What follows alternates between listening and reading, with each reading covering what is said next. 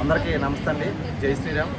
ఈరోజు మన మిరాజ్ థియేటర్లో, విశాఖపట్నం మిరాజ్ థియేటర్లో మూడోసారి నేను పైసవాలా మూవీ చూడడం జరిగింది. ఆ మూవీ చూసిన తర్వాతే ఎవరైనా కూడా రివ్యూ ఇవ్వాలి. ఆ మూవీకి యంగ్ డైనమిక్ డైరెక్టర్ ఆ రోజు మిస్ అయ్యారు. హైదరాబాద్ వెళ్ళి సినిమా పనులు ఉండడం వల్ల మిస్ అవ్వడం జరిగింది. నవీన్ తేజస్వి దర్శకత్వంలో చాలా అద్భుతం అనిపించింది. ఎందుకంటే ఎన్నో కోట్లు పెట్టి చాలా సినిమాలు తీసుకోవడానికి అలా లో బడ్జెట్లో ప్రొడ్యూసర్కి ఎటువంటి ఇబ్బంది లేకుండా చాలా చిన్న సినిమాని చాలా పెద్దగా చాలా అద్భుతంగా, ఎందుకంటే మీరు ఫస్ట్ హాఫ్లో ఒక 20 మినిట్స్ నుంచి ఎండింగ్ వరకు కూడా కన్నురెప్ప తిప్పకుండా చాలా అద్భుతమైన ట్విస్టులతో, అద్భుతమైన కామెడీ యాంగిల్తో, ఆ సస్పెన్స్ థ్రిల్లర్గా చాలా అద్భుతమైన మూవీ తీశారు. ఎందుకంటే చాలా చిన్న వయసులో అంత ప్రతిభ గలటువంటి ఆ స్టోరీని తీసుకోవడం, అది కూడా ఎలా ఉంటుందంటే ఒక కన్నురెప్పేస్తే నెక్స్ట్ సీన్ ఏంటనేది అంత కన్ఫ్యూజ్గా ఉంటుంది. చాలా చక్కగా దాన్ని వివరించి చాలా అద్భుతమైన ప్రాజెక్ట్ తీసుకోవడం. తర్వాత ఏంటంటే సెంటిమెంటల్గా కూడా, ఎందుకంటే అన్న చెల్లెల బంధానికి ఒక సెంటిమెంటల్గా కనెక్ట్ చేసి చిన్నప్పుడు తప్పిపోయిన చిన్న స్టోరీని ఎండింగ్ అయిపోయినప్పటికి ఎట్లా కలిపేరు ఏంటనేది ఈ కథాంశం. కానీ నేను చూసి నేను హ్యాపీగా ఫీల్ అయ్యి దీన్ని చెప్తున్నాను. మీరు కూడా చూడండి, 10 మందికి చూపించండి. ఎందుకంటే ఈవేళ సినిమాలో ఏంటంటే భారీ బడ్జెట్ కోసమే బడ్జెట్ చూసి సినిమాకి వెళ్తున్నారు. అది ఎప్పుడు చూడొద్దు.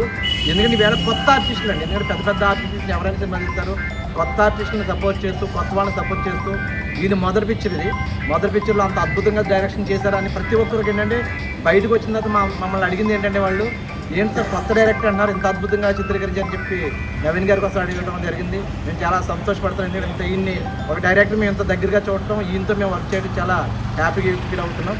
వన్స్ అగైన్ కంగ్రాట్యులేషన్ తమ్ముడు.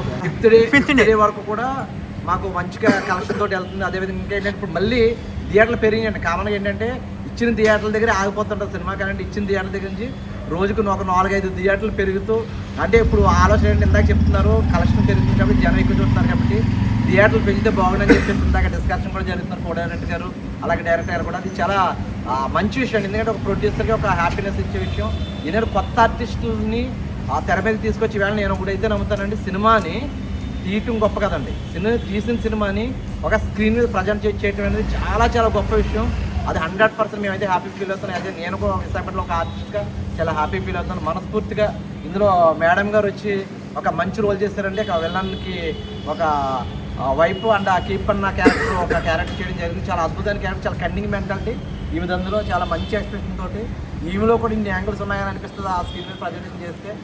ఈమెతో పాటు ఇంకా మనకి ఆ హీరోగా చేసినటువంటి రాజేష్, శ్రీధరు, సృజన, అనుష్, వీళ్ళందరూ కూడా చాలా చక్కగా ప్రదర్శన చేశారు. అదేవిధంగా మా పిఎస్ఎన్ రాజు గారు కంగ్రాచులేషన్స్ సార్ వన్స్ అగైన్. రాజు గారు actor come producer come co director.